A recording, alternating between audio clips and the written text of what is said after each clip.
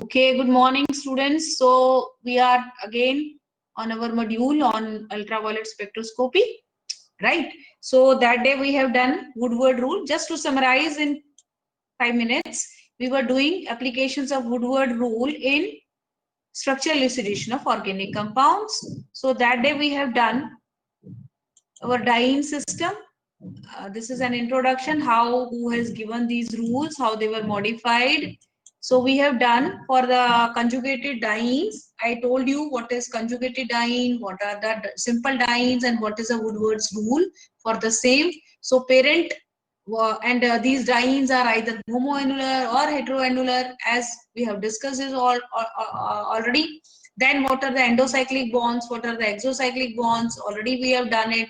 So there was some rules which were given for the conjugated dienes. As I told you, this is for homoannular diene, the minimum value is 253. For heteroannular, it is 215, and for alicyclic, that day I told you it is 217. Other than that, if they have got some substitutions attached on it, so we got this kind of increments attached to it. So if it is alkyl or a ring residue, then 5 nanometers, then extension of conjugation, then 30, exocyclic, endocyclic, it is 5.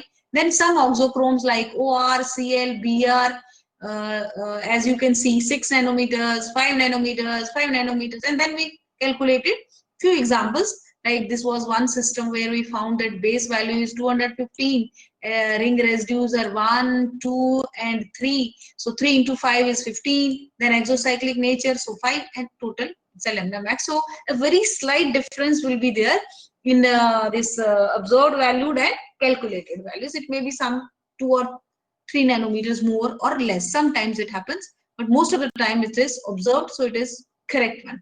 Then I gave you one another example that if it is alicyclic, so you have 217, one substitution here, one substitution here, so addition of 10. So few examples we could solve that day. Then we have studied L for alpha beta answer. I showed you Woodward has given these rules for 3 systems. One was conjugated diene, another was alpha beta unsaturated compounds, enones what we call, and then it was for aromatic carbonyls. So for this I said it can be an acid, it can be an ester, it can be an aldehyde, it can be a ketone, but the condition is you should have at alpha and beta position unsaturation. That day we discussed it thoroughly, but still acyclic, if it is or 6-membered or 5-membered ring, it can be an aldehyde, it can be a ketone. So increments were given. So if it is a acyclic, it is 215. If it is a 6-membered, it is again 215. And if it is 5-membered, it is again 202. Then I said aldehyde. So please cut this. This is not there. It is a cyclic compound, then it is 210. For carboxylic acids and esters, we have the value as 197, right? Then other extensions like for bond extension conjugation, it is 30, exocyclic endocyclic it is 5. Then a additional was there, that is homodiene. If the double bond gets extended but somehow extension is in a ring only, so we call it as a homodiene system, and for that matter extension this to be given is 39 nanometers, right? So then there were the oxochromes which are attached, or some substituents which are attached on our alpha beta unsaturated enone systems. Then if it is at alpha, because primer need was it has to be a double bond between alpha and beta. But then what happens if there is a extension of conjugation? So we have to add gamma and delta also. So if extension of conjugation is there, again one bond, double bond, one another double bond, but it should be conjugation, double bond, single bond, double bond, single bond. So we have to give increments accordingly. So likewise, if it is on alpha position, if it is on beta position, if it is on gamma position, and if it is on delta position. So you have already done it. So you got that chart also, if it is 10, 12, 18, and so on. So then we calculated few examples also. So we solved one this example that it has got base value 215, it has got beta substitutions, one substitution here, then we have a delta substitution here, it was there, and a double bond extension is there, so 30. Exocyclic must be there, so it is. So likewise we calculated and solved few of the examples on that day. Then alicyclic you can find it is 215, so only 2 alkyl residues are here and here, so it was 24, and you can find it like this, right? Then we have another example. You have not to see if it is there is an extension of conjugation. This was to tell you that yes, there is no extension of conjugation because we have a double bond, then single bond, then single bond, then single bond. So no conjugation is there. Had there been the conjugation, then we could have to add 30, but there is no conjugation. So our system stops here only. So only this is alpha beta unsaturated carbonyl, where we have got one substitution here and another substitution here. So likewise, you can find it is a 6 membered. So 215, you got at alpha 1, you have got at beta 12, and that's why we calculated the value right there. Then we came for aromatic carbonyls. Aromatic carbonyls, है ना? So like it has to be an either ketone or aldehyde or an acid. So there was a base value 246, 250, 230, and likewise for ester it was 230. Now here you don't have extension of conjugation. Here you don't have exocyclic, endocyclic rules. No such kind of homodiene system or heteroalkyl system. Here you have direct substitution on the benzene ring, which can be either ortho, meta, or para. So for alkyl group, it is, or if it is on ortho and meta, it was substitution was 3 nanometer, and for para it was 10 nanometer, right? So I gave you this chart for the increments, like if it is OH on ortho, यहाँ पे वो clear नहीं हुआ है, फिर भी मैं यहाँ दोबारा से लिख देती हूँ. हमने वैसे solve भी कर दिए थे उस दिन, पर फिर भी meta and para, right? Ortho it is 7, meta it is 7, para it is 25. OCH3 it is 7, 7 and 25. O negative it is 11, 20 and 78. And likewise chlorine, no increment, but if it is at para, then 10. If bromine, then 2, 2 and 15. NH2, 13, 13 and 58. Can I ask you one question over here? Can you find a remarkable increment if you have got a substitution at para position? क्या बता सकते हो क्यों ऐसा है? Ortho Meta पे बहुत कम कम दिखता है, लेकिन पैरा पे आपको रिमार्केबल दिख रहा है बहुत ज्यादा. क्या बता सकते हो क्यों? आपने फैक्टर्स ऑलरेडी पढ़े हुए हैं, है ना? Anybody can chat and write me in the chat box or can answer via the microphone also. क्या बता सकते हो why it is so कि पैरा पे, चलो यही कंसिडर करें, इसको कंसिडर करते हैं, तो हम देख रहे हैं कि पैरा वाला जो भी पोजीशन आ रही है उसमें बहुत ज्यादा हमारे को चेंज इन वेवलेंथ दिख रहा है, इंक्रीमेंट दिख रहा है. क्यों? है ना? आपने फैक्टर्स पढ़े थे. क्या बताया था मैंने? पहला फैक्टर ये बताता है जितना ज्यादा कंजुगेशन होगा उतना लैम्डा मैक्स की वैल्यू ज्यादा आएगी, एनर्जी कम रिक्वायर्ड होगी. जितना ज्यादा क्रोमोफोर एक्सटेंड करेगा उतना ज्यादा कंजुगेशन इंक्रीज होगा. जितना कंजुगेशन इंक्रीज उतना लोवेस्ट वेकेंट मॉलिक्यूलर ऑर्बिटल की energy level down and highest occupied molecular orbital की एनर्जी थोड़ी सी raise. We have thoroughly done it. So इसके केस में क्या हो जाता है? पैरा में आप देख सकते हो, अगर ऑक्सीजन है यहाँ पे, इसका लोन पेयर यहाँ आ गया, यहाँ चला गया, है ना? तो आप देख रहे हो कि कंजुगेशन जो है लेंथ बढ़ रही है, क्रोमोफोर का टारगेटेड एरिया जो है वो इंक्रीज हो रहा है. सो जितना अच्छे से कंजुगेशन होगा, जितने अच्छे से ओवरलैपिंग होगी, उतने अच्छे से हमारा क्या होगा?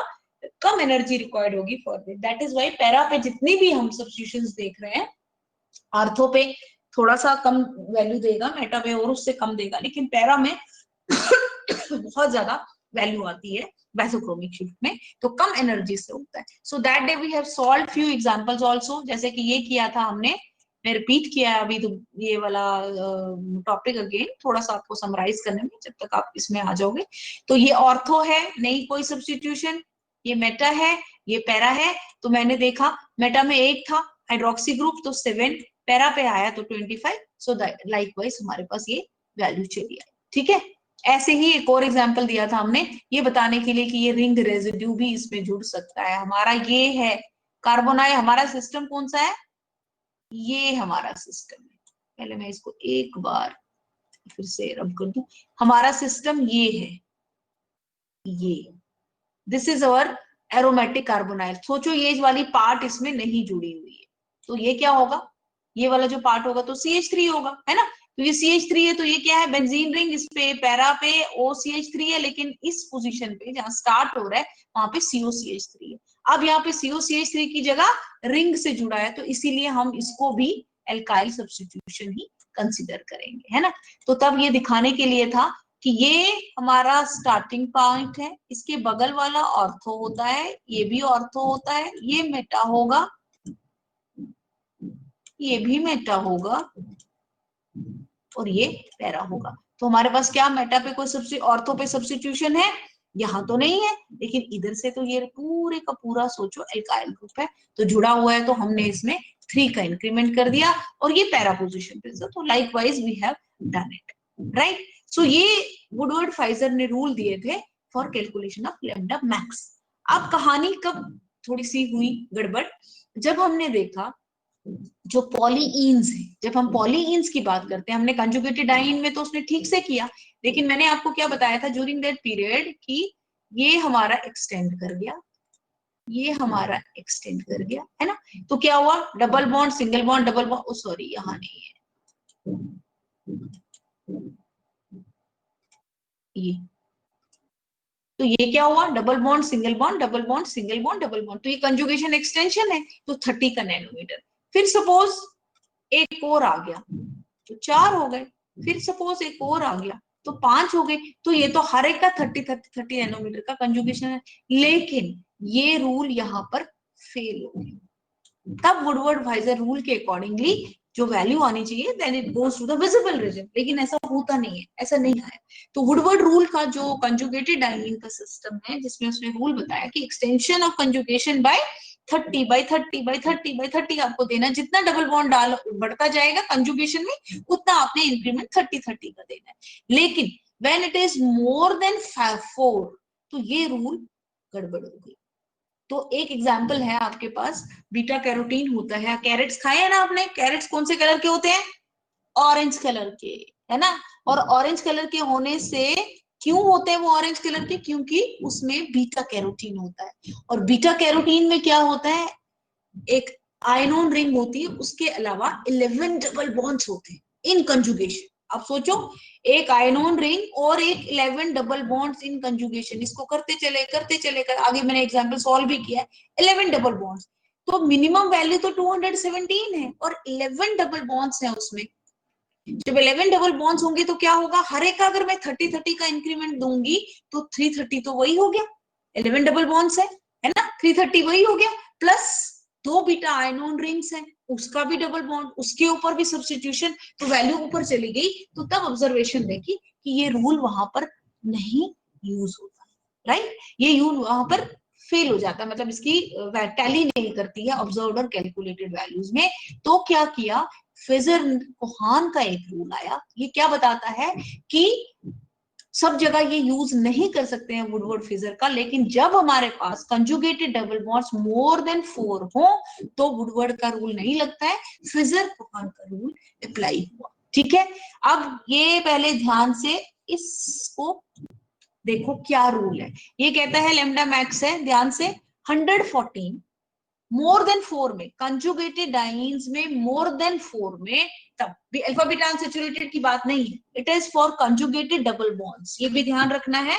बाकी रूल्स तो ठीक है, लेकिन इसमें किसके केस की मैं बात कर रही हूँ, मैं बात कर रही हूँ कंजुगेटेड डाइन्स की। कंजुगेटेड डाइन्स में क्या हो रहा है, डबल बॉन्ड एक्सटेंशन, कितने से, मोर than 4 means it will become, अब आपके पास 2 है, हमने ब्यूटाडाइन बोला, 3 है, हमने बोला 30 का एक्सटेंशन है, 4 है, हमने बोला एक और 30 का एक्सटेंशन है, बट करते करते जब डबल बॉन्ड मोर देन 4 हो रहे हैं, हम इसको पॉलीइन में कंसिडर कर देते हैं। जब ये पॉलीइन में कंसिडर हुआ तो क्या हो गया, वुडवर्ड फिजर रूल नहीं लगा, तो कोहान फिजर रूल यूज हुआ, और कोहान फिजर ने बोला क्या रूल है, आपको क्या देखना है, 114 प्लस 5m प्लस n, फिर ब्रैकेट में है इतने times, like 48.0 minus 1.7 n minus 16.5 रेंडो, रे एंडो बोलते हैं इसको, आर एंडो, माइनस 10 आर एक्सो। पहले इसको ध्यान से देखो, कैलकुलेशन करने का तरीका फिर दिखाएंगे। 114 लेना है, 5n plus 5m plus n times 48.0 minus 1.7 n bracket close minus 16.5 r endo -10 are एक्सो, है ना। अब ये पता होना चाहिए हमें इसका क्या क्या मीनिंग हुआ। एम का मतलब है नंबर ऑफ एल्काइल सब्स्टिट्यूशंस, ठीक। एन का मतलब है number of conjugated double bonds, right. R endo का मतलब है if there are number of rings with endocyclic bonds, और आर एक्सो का मतलब है number of rings with exocyclic bond. से मैंने यहां ऐसे लिखा, ऐसे मैं बता रही हूं, ऐसे बाद में मैं सॉल्व कराऊंगी एग्जाम्पल, पर पहले इसको समझो, समझने के लिए, नहीं समझ आएगी तब मेरे को दोबारा बताना, ठीक है। मिनिमम मैंने 5 लिए, ठीक। 1 2 3 4 5 they are in conjugation, right. यहां मैं लिख रही हूँ मिथाइल, या एल्काइल लिख दिया, चलो मिथाइल लिख दिया मैंने यहाँ पे, मिथाइल, ठीक। वैसे वहां पे सॉल्व है एग्जाम्पल, बट एक बार देख लो। तो क्या डालना है, मिनिमम 114, तो मैं क्या लिखूंगी 114, ठीक होगी बात। अब कह रहा है +5m, m का मतलब इसमें कितने एल्काइल सब्स्टिट्यूशंस हैं। क्या यहाँ पर है, हमने सारे डबल बॉन्ड्स में देने हैं जब तक ये एक्सटेंशन हो रही है। तो क्या देखा मैंने यहाँ पर, 1 मिथाइल और 2 मिथाइल, कितने हैं विशाल इसमें मिथाइल, यस 2 मिथाइल्स है यहाँ।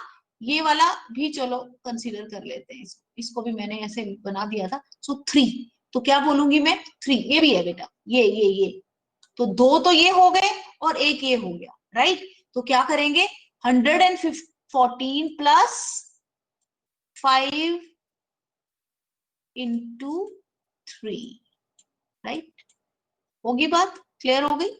अब कह रहा है एन, एन का मतलब है कितने डबल बॉन्ड्स है, कितने कंजुगेटेड डबल बॉन्ड्स है, तो कितने हैं इसमें, how many conjugated double bonds are there, 5, तो इट विल बी यस +5। अब कितने टाइम्स, 48.0 -1.7 n, तो इसको तो नहीं करना है, लेकिन 1.7 को 5 से मल्टीप्लाई, तो क्या होगा 48.0 माइनस 8.5, है ना। ये 1.7 को 5 से मल्टीप्लाई करना है, so it will be 48.0 minus 8.5। अब जो भी ये वैल्यू आएगी तो it comes 39.5, that is to be multiply by 5। अगली बात, इस दोनों को माइनस करना है, लेकिन हम नॉर्मल भी लिख सकते थे ना, अगर 48.0 माइनस 1.7 होता, no it is 1.7 n, n is again conjugation, कितने बॉन्ड्स हैं, तो यहां पर कितने हैं 5, तो 5 से मल्टीप्लाई करेंगे, बॉडो मास जानते हो ना पहले, हाँ पहले इसको करेंगे तब जाके इसको हम सॉल्व करेंगे, फिर हम इसको n से मल्टीप्लाई करेंगे। अब मैंने क्या देखना है इसके आगे, -16.5 आर एंडो, क्या इसमें कोई एंडोसाइक्लिक डबल बॉन्ड है, नहीं है। क्यों नहीं है, क्योंकि इसमें रिंग ही नहीं है, ये ओपन चेन है। -10 आर एक्सो, ये कब आएगा, जब हमारे पास रिंग होगी, हमारे पास यहाँ रिंग नहीं है, ये इट्स ओपन चेन, तो हमें ये वाली दोनों चीजें इसमें से कैंसिल, राइट, हमारा यहीं पर स्टॉप हो जाएगा। तो जो भी वैल्यू कैलकुलेट करके आएगी वो हमारा आंसर होगा, that is here. More than 4, अगर 4 तक है तो हम वुडवर्ड के रूल से चलेंगे, लेकिन अगर 4 से ज्यादा है तो हमें फाइजर-कोहान का रूल अप्लाई करना है। चलो अब ये करते हैं, ये बीटा कैरोटीन है, देखो ये बीटा कैरोटीन है, उसी का स्ट्रक्चर है। तो लेट अस सी हम इसको कैसे फॉलो करेंगे, क्या ये ठीक आ रहा है कि नहीं आ रहा है। चलो लेट अस डू, है ना। कितने डबल बॉन्ड्स दिख रहे हैं तुम्हें कंजुगेशन में, बोलते जाओ, how many double bonds are there in conjugation,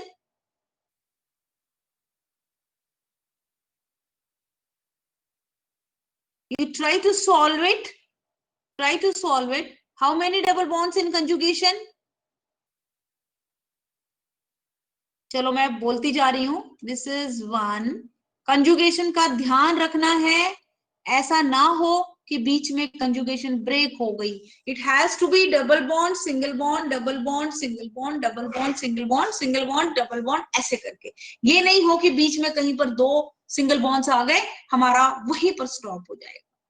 double bonds has to be in conjugation, then only you can do this, ये रूल लगेगा। तो 1, चलो 2, चलो 3, चलो 4, चलो 5, चलो 6, चलो 7, चलो 8, चलो 9, चलो 10 एंड चलो 11। तो how many double bonds are there? सबसे पहले आपको यही देखना है कि कितने डबल बॉन्ड्स हैं, राइट? तो कितने डबल बॉन्ड्स हैं इन कंजुगेशन?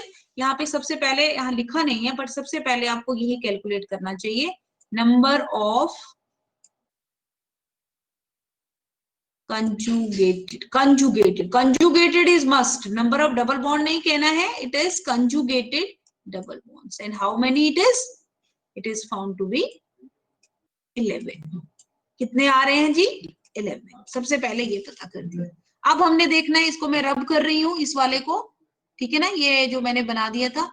नेक्स्ट हमने देखना है इसमें कितने एल्काइल सब्स्टिट्यूशंस हैं। मैं सबको हटा रही हूँ, कितने एल्काइल सब्स्टिट्यूशन है हर को देखना है। ये बहुत टिपिकल है, क्योंकि क्या हो जाता है, हम कंफ्यूजन में आ जाते हैं। चलो जरा आप मुझे बताओ, यहाँ तो लिख रखा है 10 सब्स्टिट्यूएंट्स है, क्या ये 10 है? हम फाइंड आउट करने की कोशिश करते हैं। देखो, पहले हम यहां से शुरू करेंगे और यहां पर हम एंड कर रहे हैं। हमें दोनों तरफ देखना है, इसका ध्यान रखना है, ठीक? ये हो गया 1, ये हो गया 2, ये हो गया 3। पहले हम रिंग की बात कर रहे हैं, 1, 2 और 3। ठीक होगी बात? यहां पर कोई नहीं है, यहां पर कोई नहीं है, यहां पर 1, फिर यहाँ कोई नहीं, फिर यहाँ कोई नहीं, फिर यहाँ कोई नहीं। किस किस को कंसीडर करना है, पहले मैं उसको टिक लगा रही हूँ, ठीक? अब मुझे काउंट करके बताओ, क्या ये करेक्ट है कि नहीं? हम कहाँ कंफ्यूजन कर देते हैं अभी बताऊंगी, पहले इसको कैलकुलेट करके देखो। हाउ मेनी आर दे?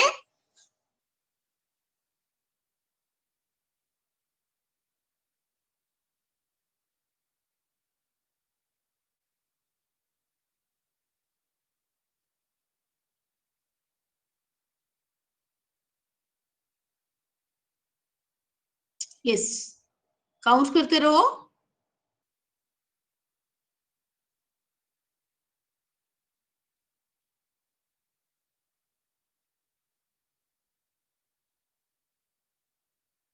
चलो मैं बताती हूँ, 1, 2, 3, 4, 5, 6, एक मिनट, 1, 2, 3, 4, 5, 6, 7, 8, 9, 10। तो हमारे पास कितनी सब्स्टिट्यूशंस आ रही हैं? 10। अगेन लिसन, दिस इज 1, 2, दोनों तरफ से देखना है। 1, 2, ये क्या है? 3, ये 4, ये 5, ये 6, ये 7। यहां तक तो ठीक हो गया। यहाँ 8, यहाँ कंफ्यूजन एक हो जाता है, यहाँ 8, यहाँ 9 और ये 10। इस पे भले ये 2-3 मिथाइल है, हमें उससे कोई मतलब नहीं है। हमारा ये वाला पार्ट को हमने नोट करना है, इसको हमने पूरे को एक कंसिडर करना है मिथाइल। इसमें हमने, यहाँ पर भी हमें 2 मिथाइल यहाँ दिख रहे हैं, हमें उससे मतलब नहीं है, हम इसको एक ही कंसिडर, हमने देखना है डबल बॉन्ड की इधर या उधर कोई सब्स्टिट्यूशन तो नहीं है। उस सब्स्टिट्यूशन पे 10 मिथाइल जुड़े हो या 20 जुड़े हो, हमें इससे कोई मतलब नहीं है। हमें सिर्फ देखना है डायरेक्टली डबल बॉन्ड पे कितने हैं। तो हमें पता चल गया, yes, number of alkyl substitutions are 10। So 10 substitutions हैं वहां पर। क्लियर? अब number of rings with endocyclic double bond क्या है? एंडो या एक्सो, है ना? अभी एक्सो तो कोई नहीं दिख रहा हमें। एक्सो क्या बताया था मैंने? एक्सो मैंने बताया था रिंग के इमीडिएटली बाहर, मतलब एक कार्बन रिंग का पार्ट होना चाहिए, like this. Do you think यहाँ पर कोई है? नहीं, ये रिंग के अंदर है, इसमें भी रिंग के अंदर है। So there is no exocyclic. लेकिन एंडो कितने हैं? एक ये और एक ये, राइट? सो 2 एंडोसाइक्लिक है। ठीक होगी बात? अब इन सारी चीजों को हम इस फॉर्मूला में लगाएंगे, राइट? अब इस फॉर्मूला में लगाया और हमारे को कैलकुलेशन करनी है। बीटा कैरोटीन की वैल्यू 453 आती है। अब कैसे? मिनिमम क्या आया? 115। अब हमारे को पता चल गया हमारे एल्काइल्स कितने थे? 10। तो 5 इंटू 10 प्लस डबल बॉन्ड्स कितने आए? 11।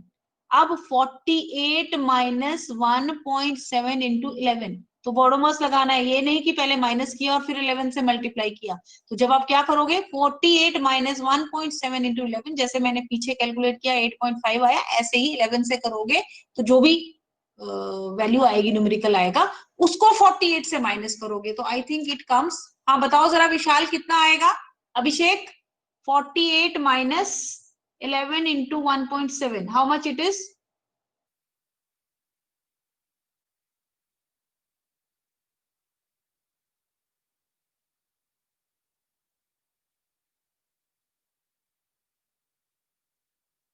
I think 39.4 is it? 39.4 into 11 करके बताओ मुझे।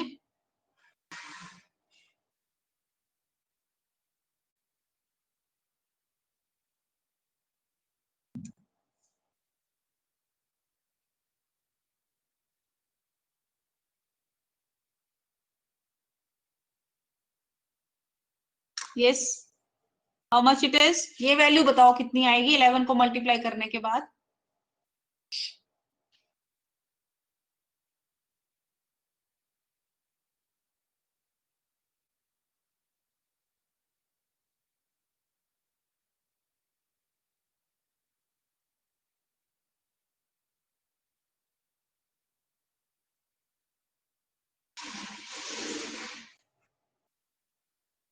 चलो चलो चलो, समझ समय नहीं है मेरे पास। कितना आ रहा है? 322.3।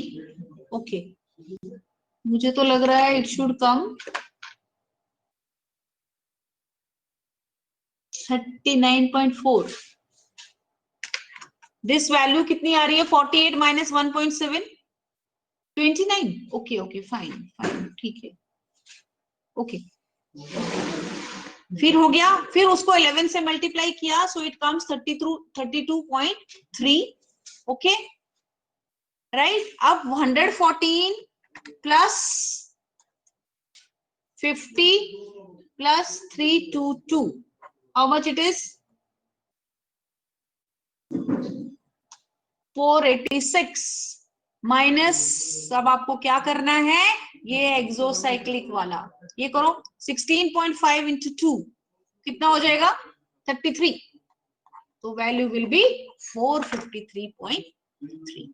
so this is how we calculate this lambda max for systems which have got more than 4। चलो एक और को एग्जाम्पल को सॉल्व करो फटाफट। अब दे रखा है, अब मैं नहीं बताऊंगी, मैं इसको जूम कर रही हूं। Sorry sorry sorry sorry, note करो इसको।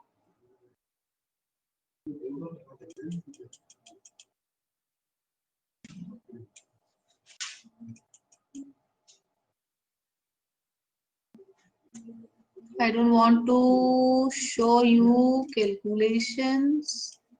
स्क्रीनशॉट तो नहीं ले लिया आप लोगों ने? फटाफट फटाफट सॉल्व करो इसको फटाफट। ये मैंने कट लगा दिया ताकि आपको पता ना चले। चलो सॉल्व करो इसको। दिख रहा है सोल्यूशन? अभी भी दिख रहा है? ओके कोई इशू नहीं है। चलो चलो let's do then. I think बाकी तो मैथ्स है, बट आप मोटा मोटा जो हमने समझना है वो क्या समझना है वो देखो आप। क्या देखना है हमने? सबसे पहले कितने एल्काइल सब्स्टिट्यूशंस हैं? 1 2। पहले देखो, हाँ ये बहुत इंपॉर्टेंट एग्जांपल है। Okay, can you tell me कि 8 सब्स्टिट्यूशन जो लिखा है एल्काइल वो ठीक है कि नहीं है? आपको ज्यादा तो नहीं लग रहे हैं इसमें? ध्यान से देखना है। Is it correct? It is 8। Okay, क्या ऐसा तो नहीं लग रहा है इसमें कंजुगेटेड डबल बॉन्ड्स कम लिखे हैं? मेरे को तो ज्यादा दिख रहे हैं। 1 2 3 4 5 6 7 8 9 10 11 12 13 लग रहे हैं मुझे। क्या इसमें कम नहीं लिख रहे हैं 11? यस यस, ये ध्यान रखना है, ये वाला डबल बॉन्ड देखो कंजुगेशन में नहीं है। कहां से स्टार्ट होगी सीरीज? हमारी यहां से स्टार्ट होगी और कहां पर खत्म होगी, यहां पर खत्म होगी। ये पार्ट को सोचो, दिस इज आर, इस पार्ट को सोचो, this is R. Why? Because ये मैंने इसीलिए टिपिकल एग्जांपल डाली थी क्योंकि समटाइम्स यू गेट कंफ्यूज्ड। हमें लगता है कि ये कंजुगेशन में हम देखने की कोशिश भी नहीं करते कि यहाँ कंजुगेशन ब्रेक है। क्या हुआ? डबल बॉन्ड, सिंगल बॉन्ड, फिर सिंगल बॉन्ड, फिर सिंगल बॉन्ड, फिर सिंगल बॉन्ड, है ना। यहाँ तो फिर भी क्लियर दिख रहा है, यहाँ नहीं, यहाँ दिमाग वो लग जाता है, अरे double bond single bond, double bond single bond, so it looks like that. So no, you have to be very peculiar that yes, it has to be conjugated, right? तो यहां से हम शुरू करेंगे तो आप देखोगे 1 2 3 4 5 6 7 8 9 10 और यहाँ पर 11, ये फिनिश हो गया। ये सोचो नहीं है ना। अब अपने एल्काइल्स देखने हैं, 1 2 3 4 5 6 7 और ये 8, ये हमारा सारे का सारा आर, ये सारे का सारा आर। एक्सो और एंडो इसमें है ही नहीं, बाकी कैलकुलेशन डन है, जितनी भी आएगी जो भी आपने कैलकुलेट कर लिया है, very good.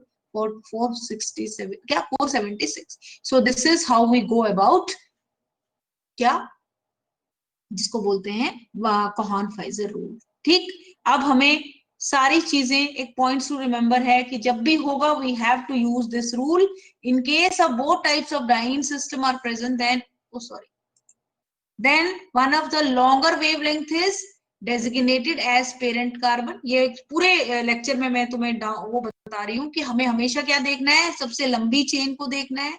whenever there is a increasing conjugation that leads to increase in wavelengths, less amount of energy will be there. Up to 4 conjugation Woodward-Pfizer rule is applied, but more than 4 you have to use Pfizer। ये हमारे ये books हैं, इनमें से हम इसको देख सकते हैं। आप बार बार मेरे से पूछ भी रहे थे, तो ये किताबें हैं। So that finishes your Woodward rule for conjugation, है ना, सिलेक्शन करने के लिए। In case any you think कोई तुम्हें नहीं बात समझ आई है आज के लेक्चर में, but otherwise I am starting with another presentation, that is application of ultraviolet spectroscopy, right? Application of ultraviolet spectroscopy. आप मेरे को पूछते रहो, कोई चीज नहीं समझ आई है, then we'll be beginning with another topic. Ultimately हम करते क्या है, अल्ट्रावायलेट को कैसे अप्लाई करते हैं, वो वाली मैं शो करूंगी, ठीक है। एप्लीकेशन ऑफ, किसी को कोई क्वेश्चन, वैसे भी मैंने फ्राइडे का समय रखा है, हम उस दिन इसको और अच्छे से डिस्कस करेंगे। आप भी पूछ सकते हो मुझे क्वेश्चन, आज भी इसको ट्राई करो, घर में सॉल्व करो। जैसे मैंने उस दिन आपको 5 क्वेश्चंस दिए थे, आज भी करो, then we can have a thorough discussion on Friday, ठीक है।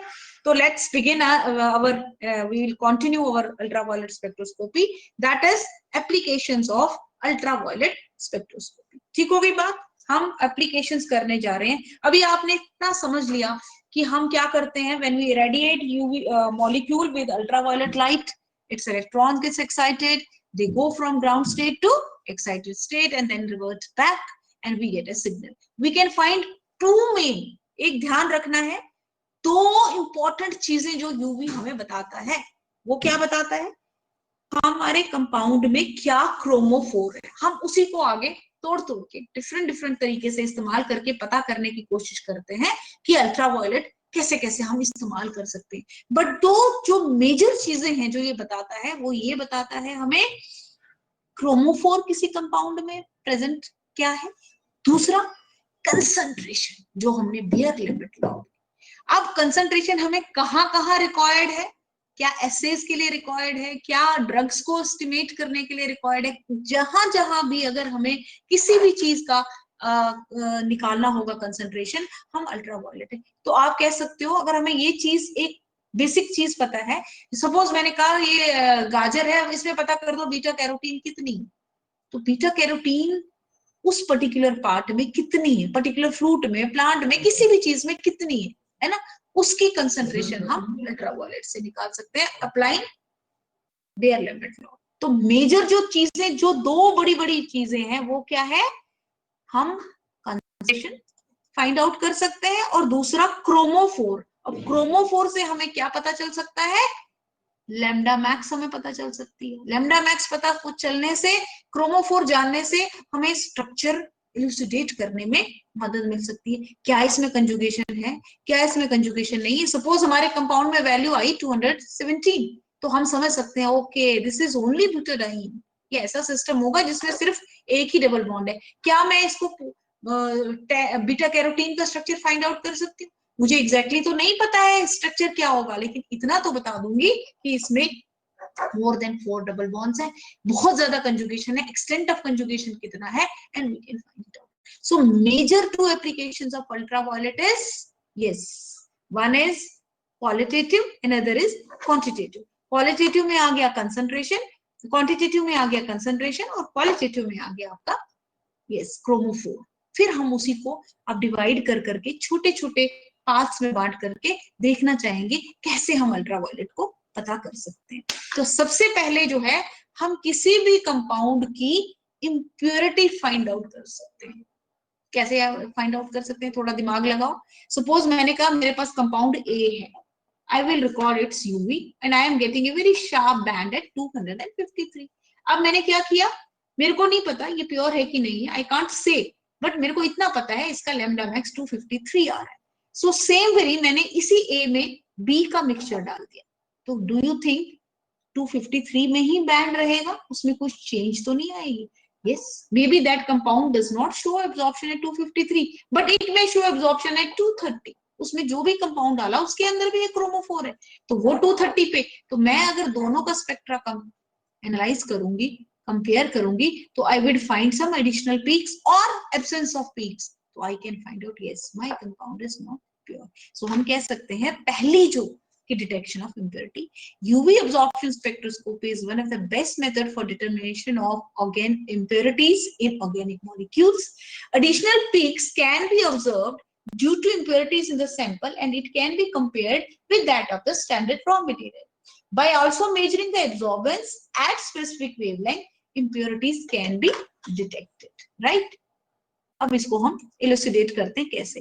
देखो ये पैरास्टामोल मैं तुम लोगों के लिए बता रही हूँ because you are from pharmaceutical chemistry, तो मुझे आगे ड्रग्स के बारे में बहुत सारा काम करना है। तो अगर आपको पैरास्टामोल, आप किसी कंपनी में लगते हो, आप मोस्टली क्यूसी डिपार्टमेंट में लगते हो, जैसा कि मैंने आपको ओरिजिनल इंडक्शन वाले दिन भी बताया, तो आप ड्रग्स के साथ डील करते हो। तो पैरास्टामोल तो जानते हो एंटीपायरेटिक है, बुखार उतारने के लिए बड़ी कॉमन है आजकल, तो वैसे भी बहुत यूज हो रही है कोरोना के हिसाब से, है ना।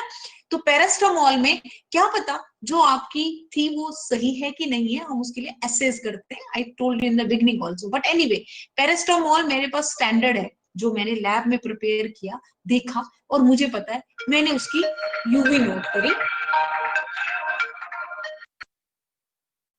करी, और उसके बाद मैंने क्या देखा, जो मेरे पास सैंपल था उससे, मेरे पास ये स्टैंडर्ड पैरास्टामोल है, ये मेरे पास अपना कोई सैंपल है, व्हाट आई हैव गॉट, मैंने इसका यूवी रिकॉर्ड किया, राइट। तो मुझे ये लैम्डा मैक्स दिख रहा है, मुझे ये लैम्डा मैक्स दिख रहा है, ठीक है।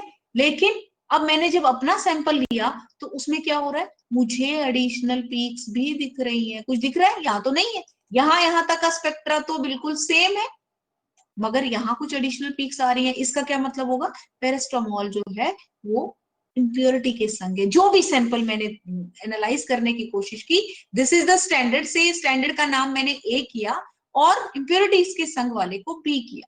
मैंने एक ही ग्राफ पे पहले स्टैंडर्ड को ले लिया, फिर पहले मैंने स्टैंडर्ड को ले लिया। अभी is it clear my voice? अभी क्लियर है अभिषेक? Is it clear? नहीं आ रही है? Why sometimes it may happen, but ऐसा होना नहीं चाहिए। यहाँ तो कनेक्टिविटी पूरी दिखा रहा है। Clear? Is it clear now?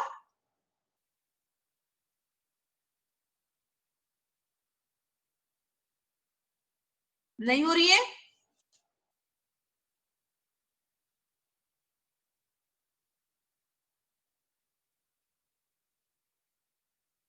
आवाज अब बताओ, 1 मिनट में इसको। एडमिन तो कह रहे हैं इट इज ओके।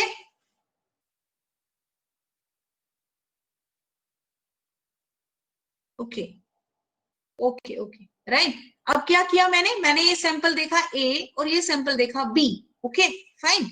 तो ए सैंपल क्या था, स्टैंडर्ड का था, बी सैंपल क्या था, जो मुझे एनालाइज करना है कि क्या ये ए ही है। मैंने दोनों का ग्राफ ले लिया, दोनों का ग्राफ को कंपेयर करने की कोशिश की, तो I found, can you is it visible, you are finding, yes you are finding some additional peaks.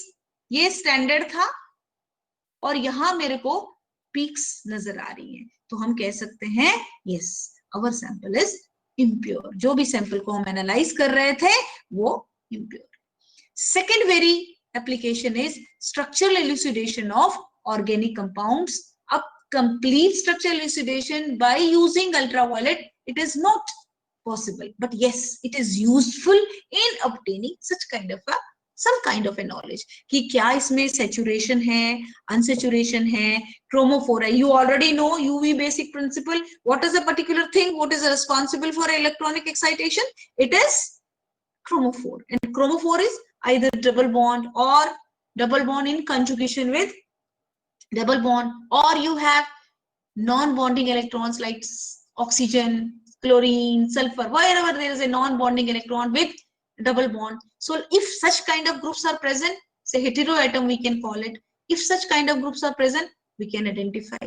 Or aromatic carbon. So three main chromophores what we talk about in UV is your double bond, your alpha beta unsaturated, and your carbonyls and aromatic compound. So this will help us to know a little bit about the structure. So we can say not exactly complete structural elucidation of an organic compound, but yes, it helps for finding out presence of some kind of functional group, you can say in one sense, saturation, unsaturation in a compound. So UV spectroscopy is useful in the structural elucidation of organic molecule, the presence or absence of unsaturation, presence of a heteroatom.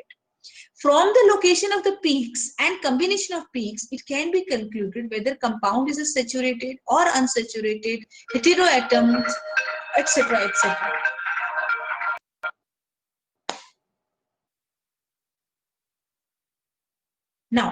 Now let us extend how. Now first is extension of conjugation. So can we find out, अभी तक आपने इतना अच्छे से पढ़ लिया, क्या हम बता सकते हैं extension of conjugation कैसा है? जैसे suppose अभी आपने पढ़ा वुडवर्ड का रूल पढ़ा, तो ब्यूटाडाइन सिस्टम में 4 डबल बॉन्ड्स है, लेकिन जैसे जैसे हम उसको बढ़ाते हैं तो क्या होता है, हमें 4 को नहीं, अब हमें कोहान-फेजर के रूल को लेना है।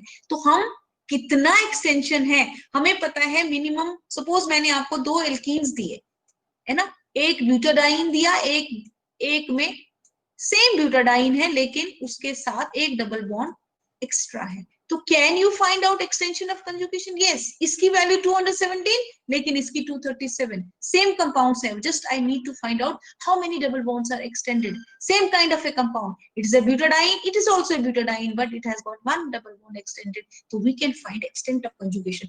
जो पार्ट हम कह रहे थे हम स्ट्रक्चर इलुसिडेशन में हेल्प करेगा, तो वो हेल्प करेगा, कैसे हेल्प करेगा? टू फाइंड इट आउट, क्या कितने डबल बॉन्ड है, तो हम उसको ब्रेक कर दिया, हमने बोला नहीं, no, we can break this part, that how to find out structure of a compound. So we can find first extent of conjugation. The extent of conjugation in polyene can be estimated. Addition in an unsaturation with increase in the number of double bond increases the value of n, shifts the absorption towards higher wavelength. It is found that absorption occurs in the visible region at about 420 if n is 8 in the above polyene such as alkene which appears colored to the human eye. जैसे कि अभी आपने कोहान-फेजर का rule पढ़ा, मैंने बोला beta carotene है, उसमें 11 है, उसके बाद एक एग्जांपल दिया था जिसमें 8 थे, तो क्या हो गया अल्टीमेटली हमारा यूवी रेंज तो 400 पे स्टॉप हो रहा है, लेकिन एक्सटेंशन हो गई 4 से ज्यादा है, तो वैल्यू जो है हम देख रहे हैं 420 पे चली जाएगी if it is like that. So you can apply this ultraviolet for finding out where is conjugation extension. Similarly हम ये फाइंड आउट कर सकते हैं क्या हमारा कंपाउंड कंजुगेटेड है कि नॉन कंजुगेटेड है, राइट? कंजुगेटेड है कि नॉन कंजुगेटेड है, कितना है और है, क्या कंजुगेटेड है कि नॉन कंजुगेटेड है, ये भी यूवी से पता कर सकते हैं, और कितनी एक्सटेंशन ऑफ कंजुगेशन है। सपोज मैंने कहा वैल्यू 4 से ज्यादा आ रही है तो मेरा तो कोहान रूल लगेगा, है ना, मेरे को उसमें वर्ड का रूल नहीं पता लगेगा, लेकिन yes I can find out extent of conjugation. Similarly I can find out whether my compound is saturated और अनसैचुरेटेड, और आई कैन से कंजुगेटेड और नॉन कंजुगेटेड. तो से फॉर एग्जांपल ये एक एग्जांपल है आपके पास, ठीक. It can distinguish between conjugated and non conjugated. क्या दिख रहा है आपको? Double bond in conjugation with C double bond O. कौन सा सिस्टम है? Alpha beta unsaturated carbonyl. लेकिन जब मैं यहां आ रही हूं, मैंने इन दोनों को डिस्टिंग्विश करना था मुझे. जब आप ऑर्गेनिक कंपाउंड को डिस्टिंक्शन करते हैं तो हम क्या करते हैं? अल्कलाइन KMnO4 से हम अल्कलाइन KMnO4 से ट्रीट करते हैं. हम अल्काइन KMnO4 से करते हैं तो क्या होता है? अल्काइन KMnO4 से डीकलराइजेशन होती है, तो हमें पता चलता है कंपाउंड सैचुरेटेड है कि अनसैचुरेटेड. ठीक है बात. लेकिन उतना ना करते हुए अगर हम उनका यूवी रिकॉर्ड कर ले तो हमें क्या पता चलेगा? अगर सैचुरेटेड है तो हमारी वैल्यू जो है 200 और 400 के बीच में नहीं आती है. सैचुरेटेड सिस्टम्स आपने देखा उसमें सिग्मा सिग्मा स्टार ट्रांजिशन होती है, वो 180 और 200 के आसपास आएगी. लेकिन अगर उसमें अनसैचुरेशन है तो वैल्यू 200 और 400 के बीच में कहीं पर भी आ सकती है. से फॉर एग्जांपल यहाँ पर ये कंजुगेशन में है, यहाँ पर ये कंजुगेशन में नहीं है, तो हम इसको फाइंड आउट कर सकते हैं. ठीक हो गई बात. तो वही चीज स्ट्रक्चर एलुसिडेशन को हम छोटे छोटे फ्रेगमेंट्स में हम डिवाइड कर रहे हैं और इसको अप्लाई कर सकते हैं ये फाइंड आउट करने के लिए. अभी अगर कोई बोले यूवी से अगर आपने जनरल बोल दिया, हाँ हम स्ट्रक्चर एलुसिडेट कर सकते हैं, लेकिन स्ट्रक्चर एलुसिडेट कैसे कर सकते हैं? Step by step. हमने कंजुगेशन पता कर सकते हैं, हम देख सकते हैं सैचुरेटेड है कि अनसैचुरेटेड है, और अगर अनसैचुरेटेड है तो कितनी अनसैचुरेशन है, तो यूवी हमें वो भी बताने में मदद कर सकता है. ओवरऑल हम ये कह सकते हैं हम फंक्शनल ग्रुप को भी डिटेक्ट कर सकते हैं. हमें पता चल जाता है क्या इसमें ये पर्टिकुलर फंक्शनल ग्रुप है. से आपने वुडवर्ड का रूल पढ़ा, बेंजीन के ऊपर कार्बोनाइल ग्रुप था, है ना. तो बेंजीन के ऊपर कार्बोनाइल ग्रुप है और बेंजीन के ऊपर कार्बोनाइल ग्रुप नहीं है, हम दोनों को डिस्टिंग्विश कर सकते हैं. तो फंक्शनल ग्रुप क्या है? अगर COH है तो वैल्यू जो आनी थी यू कैन फाइंड आउट 230 है, जो भी मैंने आपको रूल्स बताए. 246 है, कीटोन है तो 246 है, likewise we can find out. या हमारे बेंजीन है, क्या ये सब्स्टिट्यूटेड तो नहीं है? बेंजीन का आपको मैंने बैंड्स बताए थे, बेंजोनाइट बैंड 257 पे आता है, बट अगर मैंने बेंजीन के ऊपर मिथाइल डाला so there will be small variation in that. तो हम फंक्शनल ग्रुप भी डिटेक्ट कर पाते हैं. ये मैंने एक ग्राफ लिया है, ये बेंजीन का यूवी है और ये टॉल्वीन का. टॉल्वीन जानते हो क्या होता है? बेंजीन के ऊपर CH3, उसको हम टॉल्वीन कहते हैं. ठीक है, ये इसकी ऑप्टिकल डेंसिटी थी, ये इसका लैम्डा मैक्स है, ये वैल्यूज है, हमने इसको नोट करने की कोशिश करी. ये हमारे पास किसका एब्जॉर्बेंस है? बेंजीन का. और ये किसका आ रहा है? टॉल्वीन का. क्या एडिशनल लग रहा है तुम्हें? ये तो आना ही आना है, ये तो आ ही रहा है ना. और क्या आ रहा है ये देखिए. तो क्या हो गया? दोनों में हम डिफरेंस फाइंड आउट कर सकते हैं by this technique. By this technique हम ये डिफरेंस फाइंड आउट कर सकते हैं. ठीक है, एक सेकेंड.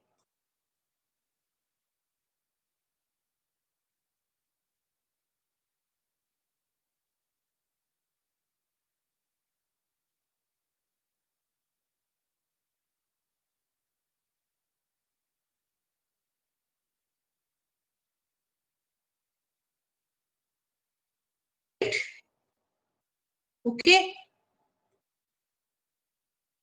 ओके.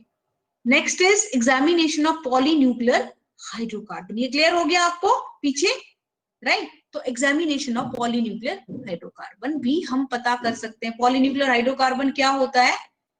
ये नेप्थलीन है, ये डाइफिनाइल है. हम इसके स्पेक्ट्रा को भी इससे कंपेयर करेंगे. नेप्थलीन देखो क्या होता है, is a condensed system.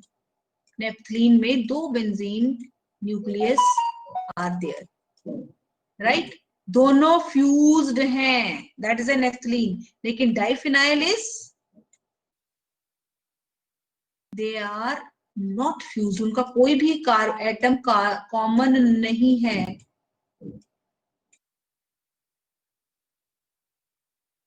Right, कोई भी कॉमन नहीं है उनका atom. So that is why इसका स्पेक्ट्रा इससे डिफरेंट आएगा. ये कंडेंस्ड वाले का देगा और ये हमें नहीं कंडेंस का, इसमें इतना ज्यादा एक्सटेंशन ऑफ क्रोमो वो हो जाता है, क्रोमोफोर, एक डबल बॉन्ड ये होगा, double bond single bond, double bond single bond, extension, और आप देखोगे वैल्यू जो है यहाँ पे नजर आ रही है हमें, और यहाँ पर आप देखोगे वैल्यू यहीं पे नजर आ रही है. So that is why you can find out extension of ये पॉलीन्यूक्लियर हाइड्रोकार्बन का मीनिंग हो गया बेंजीन है सिंगल रिंग और नेप्थलीन है डबल रिंग, या वो आपस में फ्यूज्ड वाले में है कि जस्ट एक रोटेशन में है, हम एक्सटेंशन ऑफ पॉलीन्यूक्लियर हाइड्रोकार्बन भी फाइंड आउट कर सकते हैं. Benzene and polynuclear hydrocarbons have characteristic spectra in ultraviolet and visible region. Thus identification of polynuclear hydrocarbon can be made by comparison with the spectra of non-polynuclear hydrocarbon. Polynuclear hydrocarbons are the hydrocarbon molecule with two or more closed rings, examples like naphthalene, with two benzene rings side by side, or a diphenyl, जैसा कि मैंने पीछे example बताया, with two bond connected through benzene, and these are also known as poly. ये मैंने आपको एक example दे दिया. काफी सारी एप्लीकेशंस है, but we will continue next time, है ना. अभी तक अगर आपको कुछ क्लियर हुआ नहीं क्लियर हुआ है, अदरवाइज आई मीन कोई बात नहीं समझ आ रही है तो आप मुझे पूछ सकते हो. देन नेक्स्ट कल की क्लास में we will continue with the same lecture. Okay, so okay, done. Ask me anything. Navneet, Vishal, Priyanka, anything anybody can ask me. कोई चीज ऐसी बच्चे जो क्लियर नहीं हुई, जो नहीं समझ आई, वो पूछ सकते हो एप्लीकेशंस में.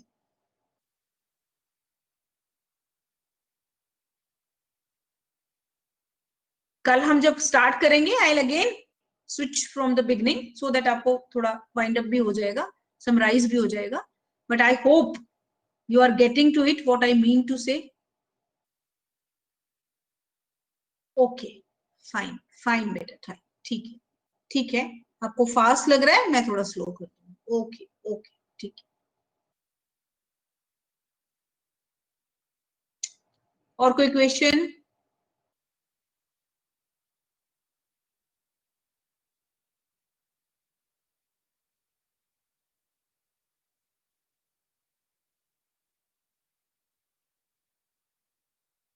Okay, so should I wind it up then? Anybody wants to ask me anything?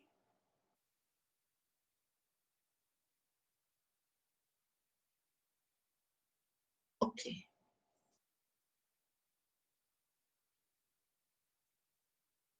Okay चलो, पैरास्टामोल को रिपीट करना है, चलो हम करते हैं.